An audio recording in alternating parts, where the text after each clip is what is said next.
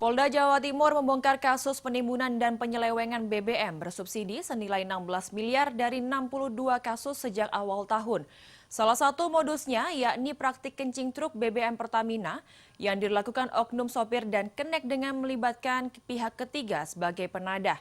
Hasilnya BBM bersubsidi itu dijual kembali ke industri. Sepanjang tahun ini, jajaran Polda Jatim berhasil membongkar 62 kasus penimbunan hingga penyelewengan BBM bersubsidi solar, Pertalite, dan LPG 3 kg. Total tersangka yang ditahan sebanyak 92 orang. Beragam modus yang digunakan oleh tersangka untuk mengeruk keuntungan berlipat dari BBM bersubsidi. Di antaranya adalah praktik kencing BBM dengan menggunakan truk tangki Pertamina. Dalam kasus ini, polisi menahan 6 tersangka yakni sopir, kenek, dan penadahnya.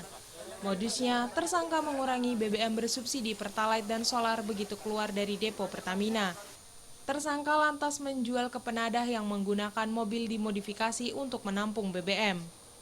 Selain itu, modus lainnya yakni membeli BBM subsidi di sejumlah SPBU menggunakan mobil modifikasi yang berisi tangki buatan berukuran besar. BBM subsidi itu lantas dijual ke industri dengan selisih harga tertentu, padahal industri dilarang menggunakan BBM bersubsidi. Yang dilakukan oleh para pelaku ini antara lain 1. Penyalahgunaan pengangkutan dan niaga BBM solar subsidi dengan cara kendaraan dimodifikasi. Sedemikian rupa untuk membeli BBM solar subsidi dan kemudian dijual dengan harga industri. Dari 62 kasus tersebut, Polda Jatim mengamankan barang bukti puluhan kendaraan termasuk 2 truk Pertamina serta kendaraan modifikasi. 17 kiloliter Pertalite, 67 kiloliter solar serta tabung LPG. Total kerugian negara dari kasus tersebut mencapai 16 miliar rupiah.